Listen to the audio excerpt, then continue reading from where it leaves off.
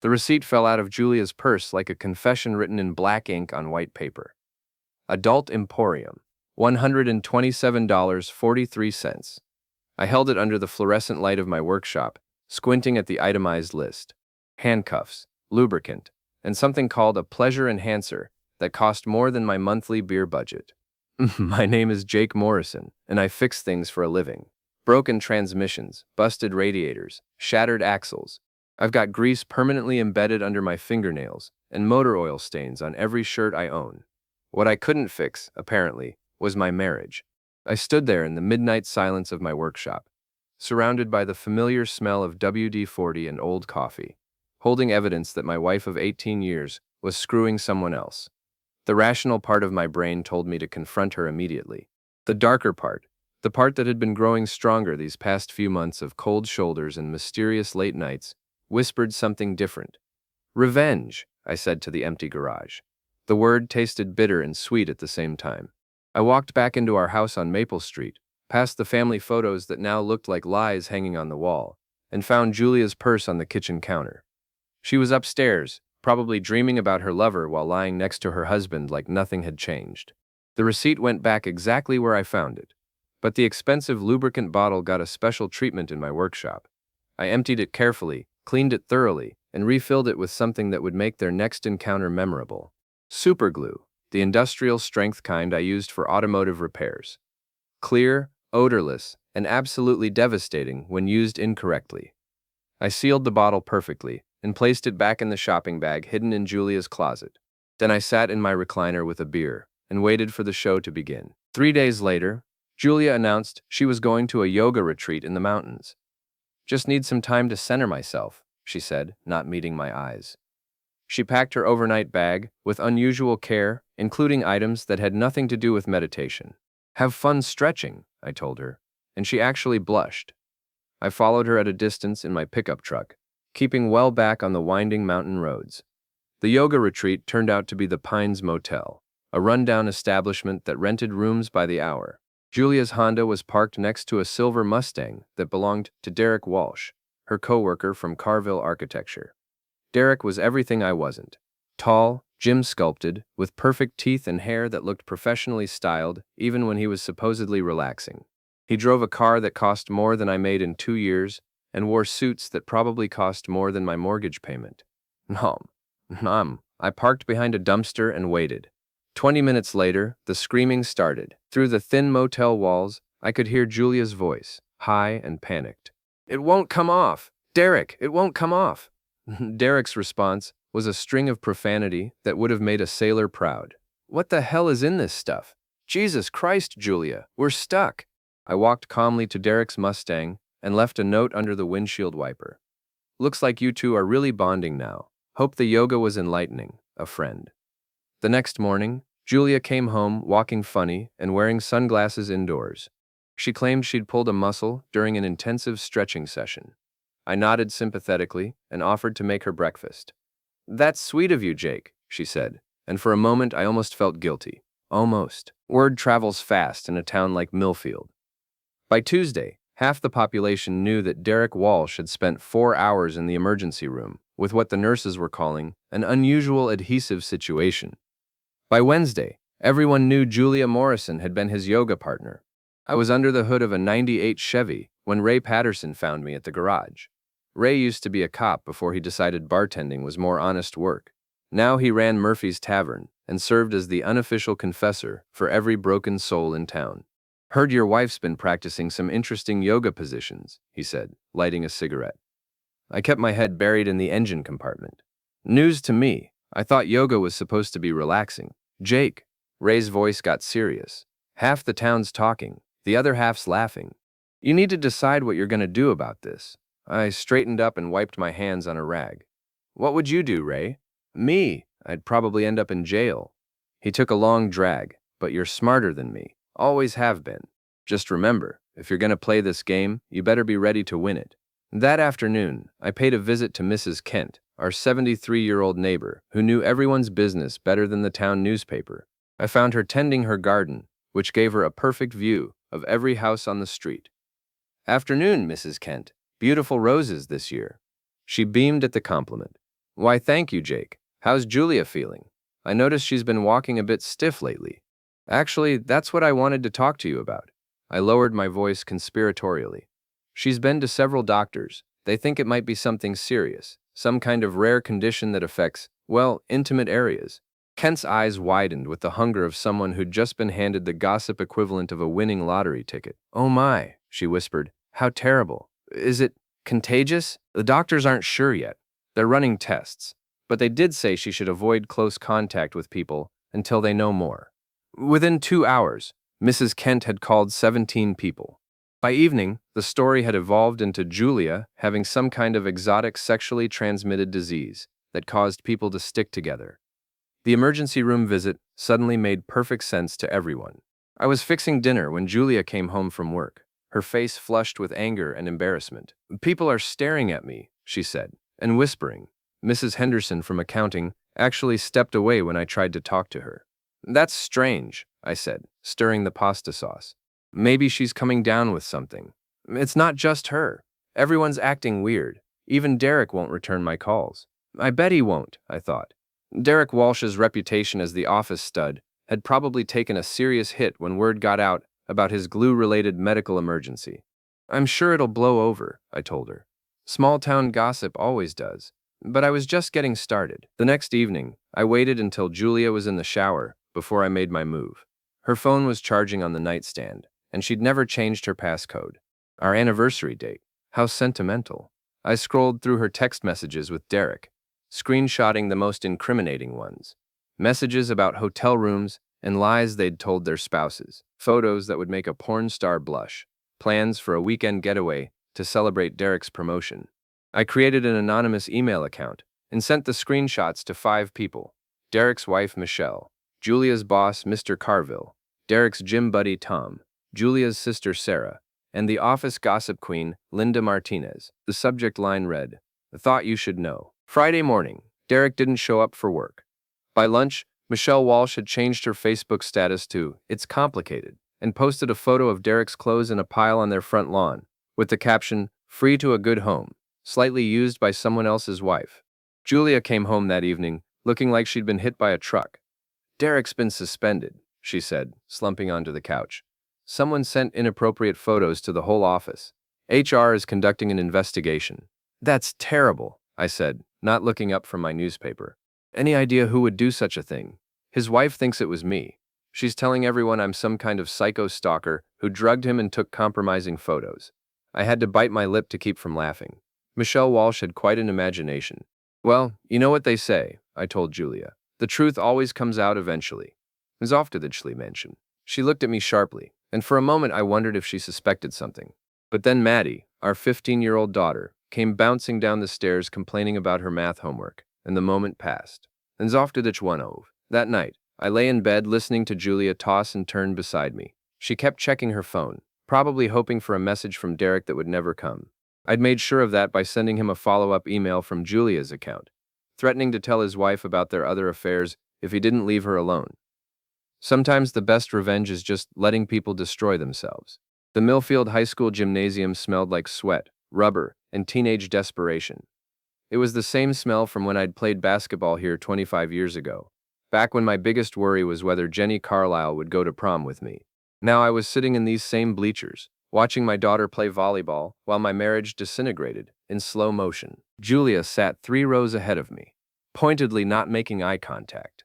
She'd been avoiding me for a week now, ever since Derek had been fired from Carville Architecture for conduct unbecoming of a professional environment. Apparently Mr. Carville didn't appreciate his employees turning the office into their personal soap opera. Heard Derek's working at the tire shop now, Ray said, settling beside me with a bag of popcorn. Quite a calm down from designing office buildings. Everyone needs honest work, I replied, watching Maddie spike the ball over the net. She was good, better than I'd been at her age. At least one thing in my life was going right. Michelle Walsh filed for divorce yesterday, Ray continued. Took the kids and moved in with her mother. Word is she's going after everything in the settlement. Can't say I blame her.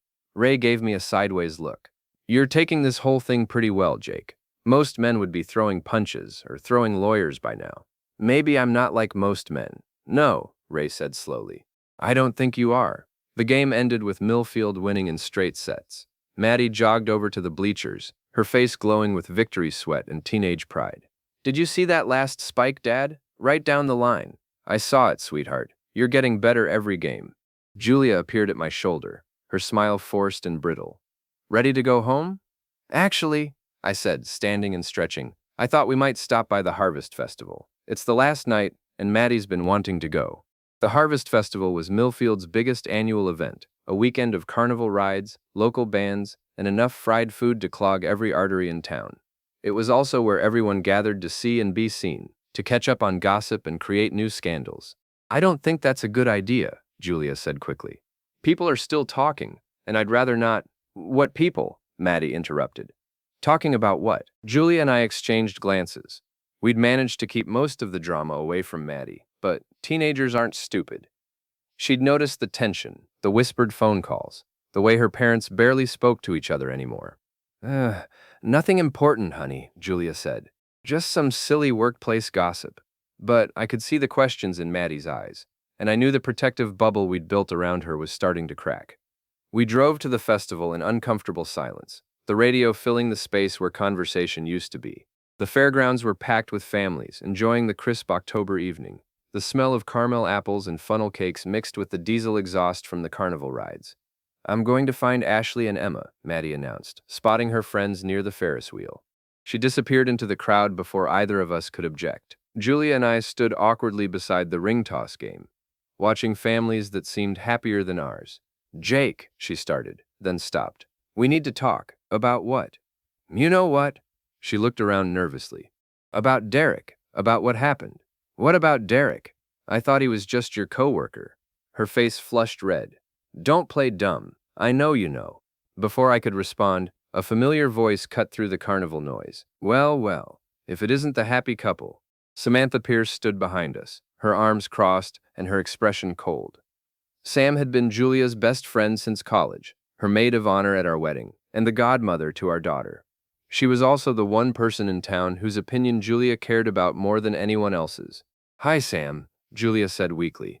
"Don't hi Sam me," Samantha snapped. "Do you have any idea what you've done?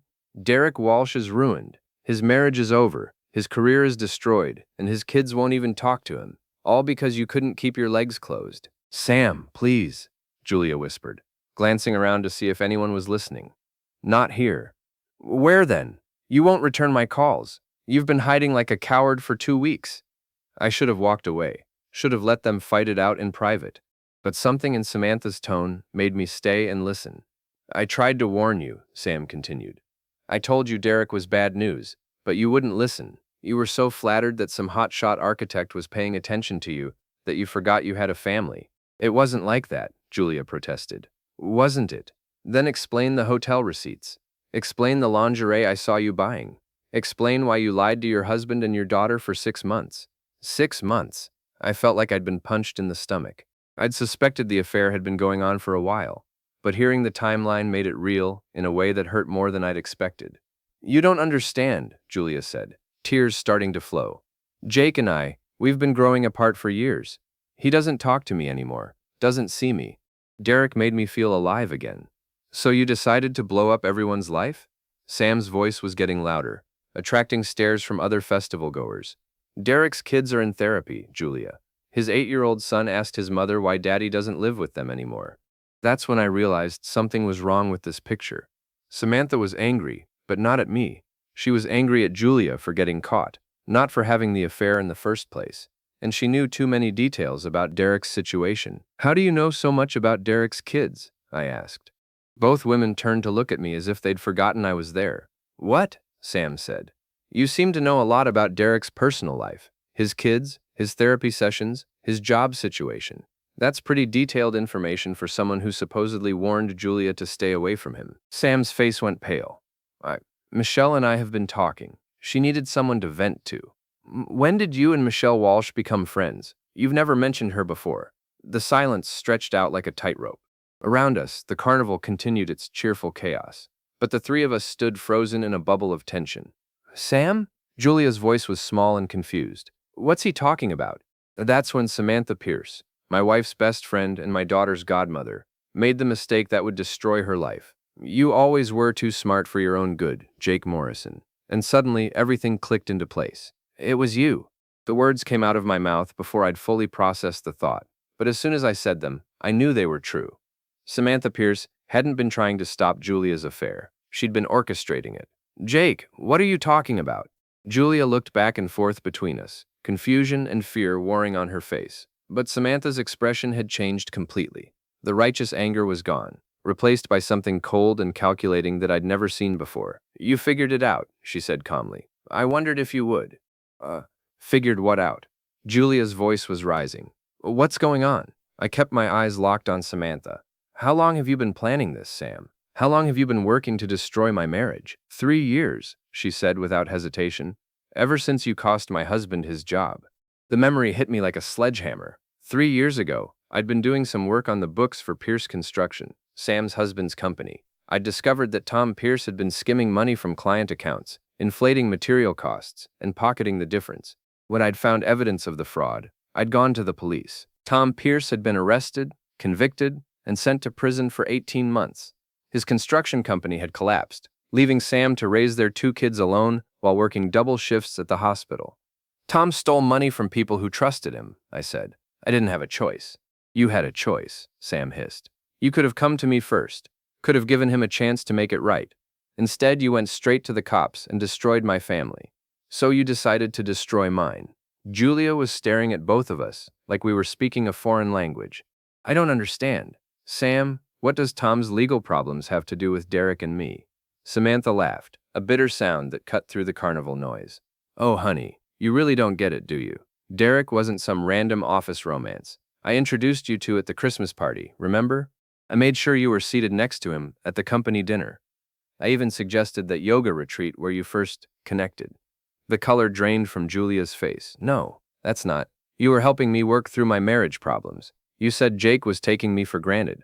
I said whatever you needed to hear to push you toward Derek, and it worked perfectly until your brilliant husband here started playing games with superglue.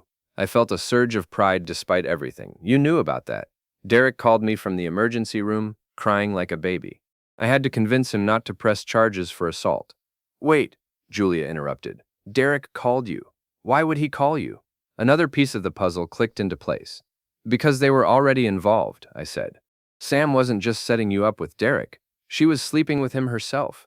The look on Julia's face confirmed my suspicion.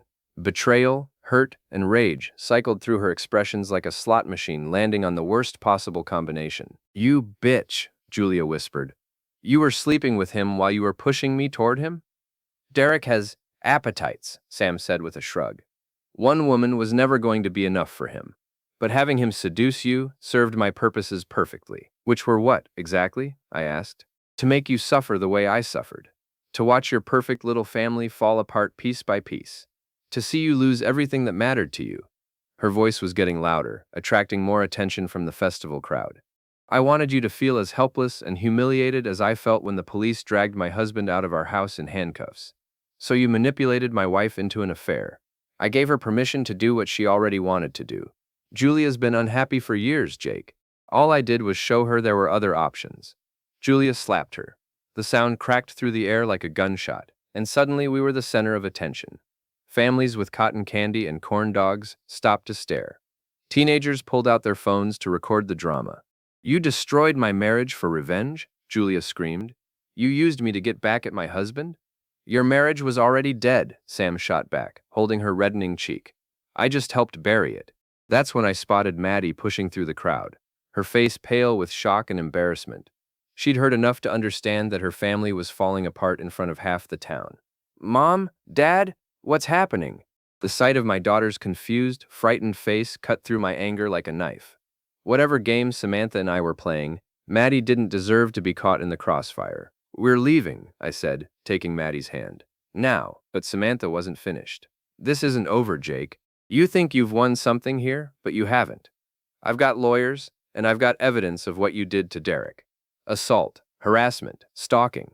I can make your life hell. I turned back to face her, and for the first time in this whole mess, I smiled. No, Sam, you can't.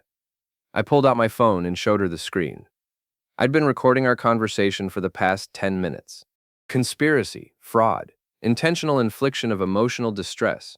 I think my lawyer's going to have a field day with this, especially the part where you admit to orchestrating the whole thing. The blood drained from her face. You can't use that. I didn't consent to being recorded. Actually, in this state, only one party needs to consent to recording a conversation. Funny thing about being married to a cop's daughter, you learn a lot about the law. Julia was staring at both of us like we were strangers. I can't. I need to get out of here. She turned and walked away, disappearing into the crowd. Samantha followed her, still shouting threats and accusations. I stood there holding my daughter's hand, surrounded by the wreckage of my life, and realized I wasn't finished yet. Not by a long shot. The Millfield Harvest Festival's closing ceremony was scheduled for Sunday at noon, right in the center of town square. It was a tradition that went back 50 years, local politicians making speeches, the high school band playing patriotic songs, and the mayor presenting awards to outstanding community members. This year, I had my own presentation planned. I'd spent Saturday night in my workshop, not fixing cars but preparing for war. The recording of Samantha's confession was just the beginning. I'd also gathered every piece of evidence from the past month. Screenshots of Derek's texts, photos of him and Julia at the motel, financial records showing how Sam had been feeding information to Derek about Julia's schedule and habits. But the real weapon was something I'd discovered by accident while going through Julia's laptop. She'd been keeping a journal, documenting her affair in excruciating detail. Every lie she'd told me, every time she'd snuck out to meet Derek, every moment of guilt and excitement and self-justification. She'd written about how alive Derek made her feel, how boring and predictable her marriage had become, how she deserved better than a grease-stained mechanic who came home tired every night. She'd even written about planning to leave me once Derek got his promotion and could afford to support her properly. The journal entries were dated, detailed, and absolutely devastating. Ray found me at Murphy's Tavern at 11 a.m., nursing a cup of coffee and watching the crowd gather in the square through the window. "You look like a man with a plan," he said, sliding into the booth across from me. "Something like that. Want to tell me what you're thinking?" I showed him the tablet loaded with evidence, photos, recordings, journal entries. Ray whistled low under his breath. "Jesus, Jake, this is nuclear. They destroyed my family for revenge, turned my wife against me, humiliated me in front of the whole town, and dragged my daughter into their mess." I closed the tablet and looked out at the festival crowd. "I'm just returning the favor. You sure about this? Once you pull this trigger, there's no going back. I'm sure." At 12:15, Mayor Davidson was wrapping up his speech about community values and the importance of neighbors supporting each other. I walked up to the makeshift stage and tapped him on the shoulder. "Excuse me, Mayor. I'd like to say a few words about family values." Davidson looked confused, but stepped aside. I'd known him since high school, and he probably figured I wanted to make some kind of announcement about a charity drive or community project. The microphone squealed with feedback as I adjusted it. The crowd of about 200 people turned their attention to the stage, probably expecting another boring speech about local pride. "Good afternoon, everyone. For those who don't know me, I'm Jake Morrison. I've lived in this town my whole life, raised my family here, built my business here. I've always believed that Millfield was a place where people looked out for each other, where family meant something." I spotted Julia in the crowd, standing near the back with a group of women from her work. She looked nervous, probably wondering what I was up to. "Recently, I learned some hard truths about family values, about what happens when people you trust decide to destroy your life for their own purposes." The crowd was getting interested now.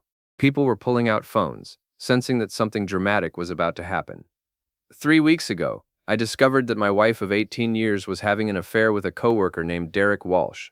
Some of you might remember Derek. He's the one who ended up in the emergency room with what the nurses called an unusual adhesive situation.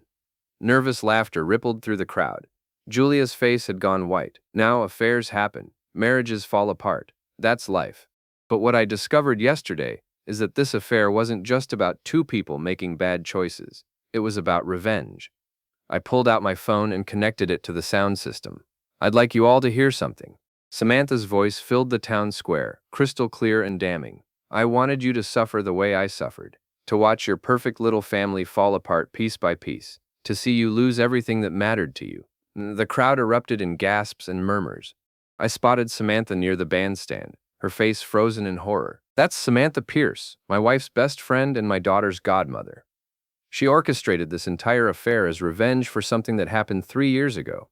She manipulated my wife, seduced Derek Walsh herself, and then sat back to watch my family destroy itself. I clicked to the next recording, Derek's voice, drunk and bragging to someone on the phone about how he was nailing both the architect and the mechanic's wife, and how Samantha had promised him a promotion if he could break up the happy home. The crowd was completely silent now, hanging on every word. But wait, there's more! I pulled up Julia's journal entries on the tablet and began reading. Jake came home from work today covered in grease and smelling like motor oil. I pretended to be asleep so I wouldn't have to touch him. Derek smells like expensive cologne and possibility. Julia tried to push through the crowd toward the stage, but people blocked her path, too fascinated by the train wreck to let her escape. I read another entry. Told Jake I was going to book club tonight. Really meeting Derek at the Riverside Hotel. I've become such a good liar that it scares me sometimes. But I deserve this happiness. In another. Derek says once he gets the promotion, we can be together openly. He'll divorce Michelle, I'll leave Jake, and we can start fresh somewhere else. I can't wait to leave this boring life behind. The crowd was completely riveted. This was better than any soap opera, and it was happening right in their town square. Now, I know what some of you are thinking. Jake Morrison's a bitter man airing his dirty laundry in public. And you're right, I am bitter. But I'm also done being the victim in someone else's revenge fantasy. I gestured towards Samantha, who was trying to slip away through the crowd. Samantha Pierce destroyed my marriage because I reported her husband's embezzlement to the police 3 years ago. Tom Pierce stole money from clients, and I did what any honest person would do. I turned him in. That's not true, Samantha shouted from the crowd. You destroyed my family. Your husband destroyed your family when he decided to steal money. I just made sure he got caught. I turned back to the microphone. But Samantha couldn't accept that, so she spent 3 years planning her revenge. She introduced Derek to my wife. She encouraged the affair. She even provided alibis and cover stories. The crowd was starting to turn ugly. People were shouting questions and accusations. Someone threw a plastic cup at Samantha. And Derek Walsh. He was happy to play along, because Samantha promised him career advancement and sexual favors. He didn't care that he was destroying 2 marriages and traumatizing 4 children. He thought it was all a game. I spotted Derek near the edge of the crowd, trying to leave.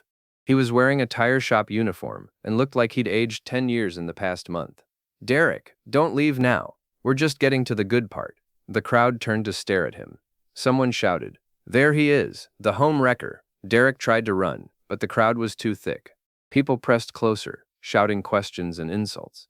The truth is, I continued, I could have handled this quietly, could have gotten a divorce, split custody, moved on with my life. But these people didn't want quiet. They wanted drama. They wanted to humiliate me and destroy my family for their own sick purposes. I pulled out a thick folder of documents. So I'm giving them what they wanted, drama. I began reading from financial records showing how Samantha had used her hospital job to access Derek's medical information after the superglue incident, violating privacy laws. How she'd created fake social media accounts to spread rumors about Julia's supposed STD.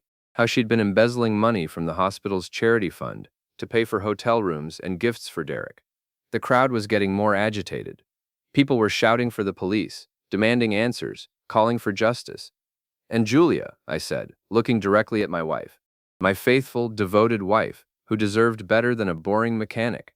I read more journal entries, each one more damning than the last. Her plans to take half of everything in the divorce, her intention to move to another state with Derek, her complete lack of concern for how this would affect our daughter. Julia was crying now, surrounded by hostile faces and pointing fingers.